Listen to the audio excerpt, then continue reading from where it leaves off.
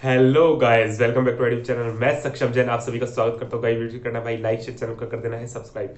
देखो भाई क्या कहते हैं, आज ना थोड़ी तबीयत सी खराब है तो थोड़ा वॉइस का ऊपर नीचे है तो देख लेना। लेकिन क्या कहते हैं भाई, मेरा मन तो था नहीं, लेकिन मैंने इसलिए पूछा आप लोगों से कि भाई मैं लाऊं या नहीं लाऊं। जरूरत है तो ला देंगे, वरना देखो अगर कोई एक भी कह देता ना तो भी मैं निकाल देता। लेकिन भाई अब तो 600-700 लोगों ने कह दी भाई निकाल दो तो निकाल देते। देखो तबीयत खराब थी इसलिए मैं पूछ रहा था, वरना मैं निकाल ही देता अपने मन से। तो देखो भाई क्या कहते हैं, ये मैथ्स का पेपर ऐसा है कि तुम्हें इसमें थोड़ा सा एक मिनट भाई, इसमें मैथ्स का पेपर तुम्हारा ऐसा है कि क्या कहते हैं, तुम्हें इसमें अपना साम दाम दंड भेद सारी चीजें मतलब बिल्कुल तरीके से इस्तेमाल करनी पड़ेंगी। कोई भी ऐसी चीज छूटनी नहीं चाहिए, मतलब कि एक गलती और तुम्हारा सारा पेपर रफू चक्कर हो जाएगा, समझे। क्योंकि इसमें नेगेटिव मार्किंग भी है, क्योंकि इसमें तुम्हें ऐसे दो ऑप्शन भी मिलेंगे जो तुम्हें एक जैसे दिख रहे हैं, लग भी रहे हैं दोनों में से कोई आंसर हो सकता है, लेकिन तुम्हें अब कंफर्म आंसर समझ नहीं आ रहा कौन सा है। ठीक है, मतलब तुम्हें कंफ्यूजन क्रिएट होगी, तुम्हें भ्रम मिलेगा, मतलब हर चीज मिलेगी इस पेपर में।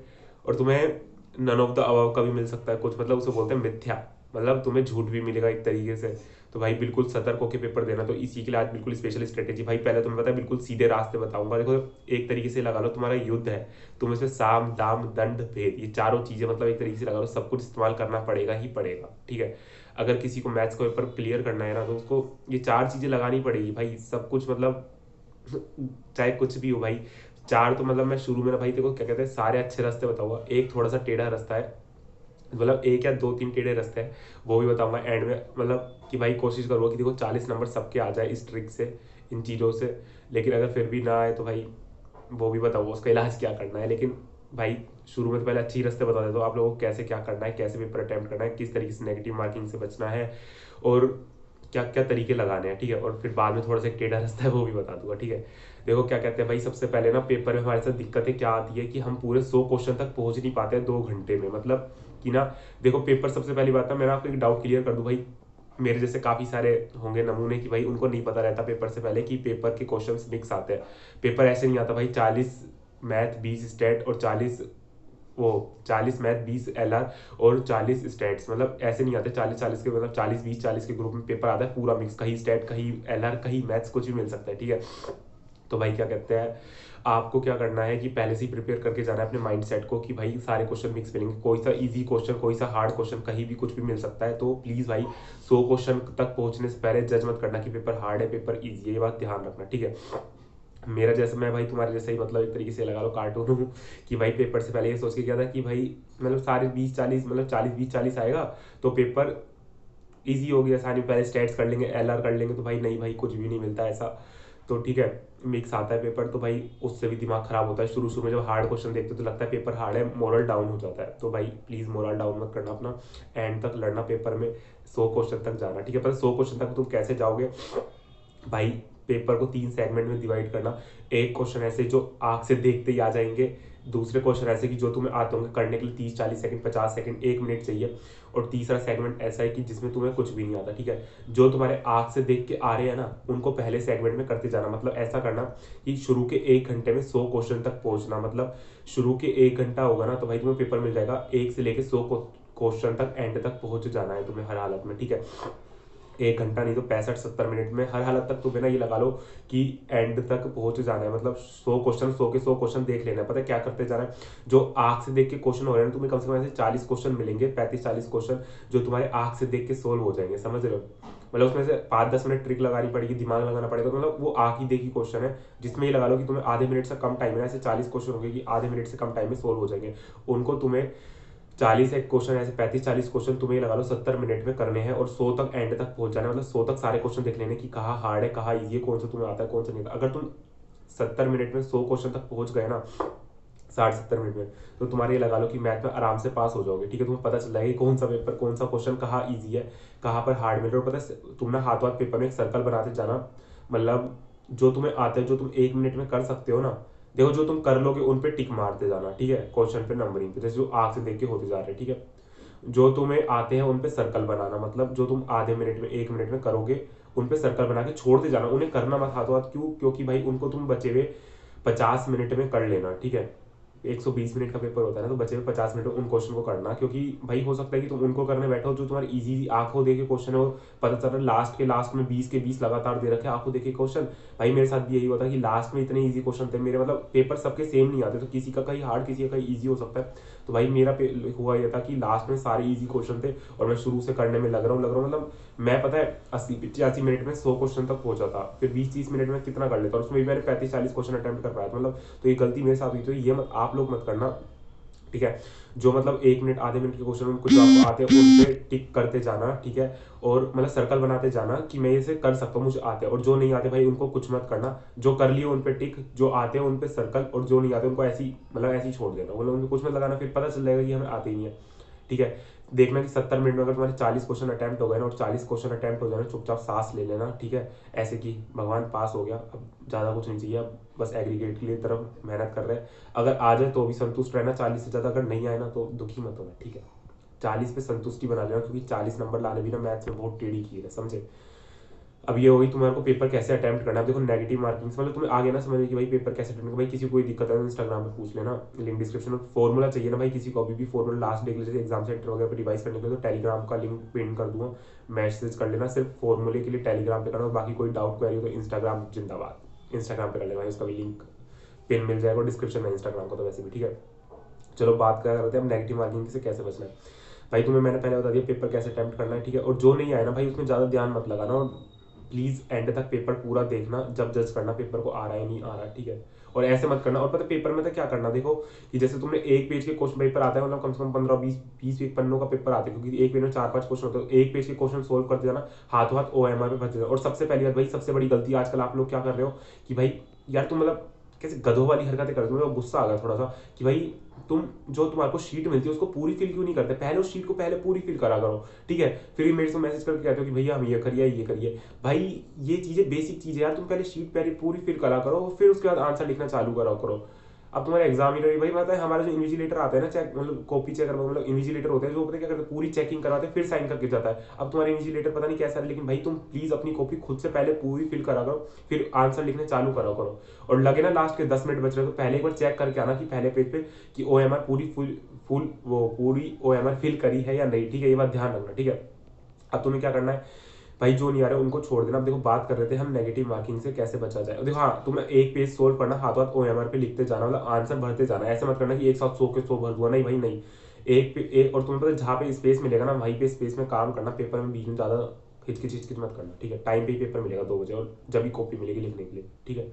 अब तुम पे क्या करना है कि एक पेज के क्वेश्चन सोल्व करें, हाथों हाथ उसको OMR में भरते गए। एक पेज के सोल्व करें हाथों, जैसे 5 भी सोल्व करें तो पांचों के पांचों चुपचाप OMR में भरना है। एक पेज में 10 क्वेश्चन है, 10 में से 2 सोल्व करें तो चुपचाप OMR में भरते जाना, क्योंकि OMR रह जाएगी लास्ट में 10 मिनट के चक्कर में, ठीक है। ये गलती मत करना, OMR भरते जाना चुपचाप, ठीक है।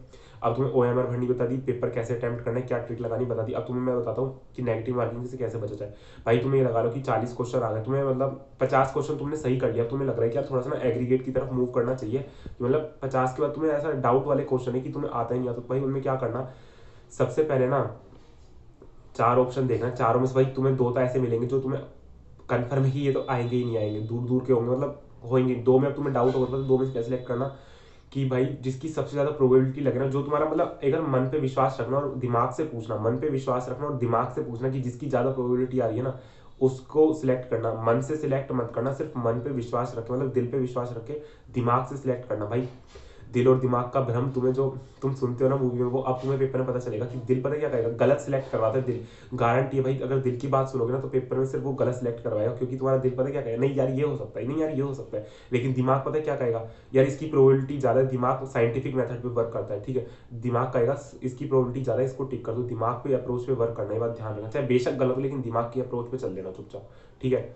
अब तुम्हें 2 क्वेश्चन में आंसर में सिलेक्ट करना बताइए। अब देखो भाई तुम्हें टेढ़ा रास्ता बता दो। टेढ़ा रास्ता क्या है कि भाई जिसके अगर 35 क्वेश्चन भी हो जाए ना, संतुष्ट हो जाना चुपचाप। और ये 2 ट्रिक वाली बता रहा हूँ ना, तो इनको करके आना, मतलब 2 में कंफ्यूजन वाली ट्रिक है ना, वो करके आना भाई, गारंटेड है कि तुम पास हो जाओगे, ठीक है। मेरे को पता है ना दिमाग सही जवाब दिलवाएगा तुमसे, ठीक है।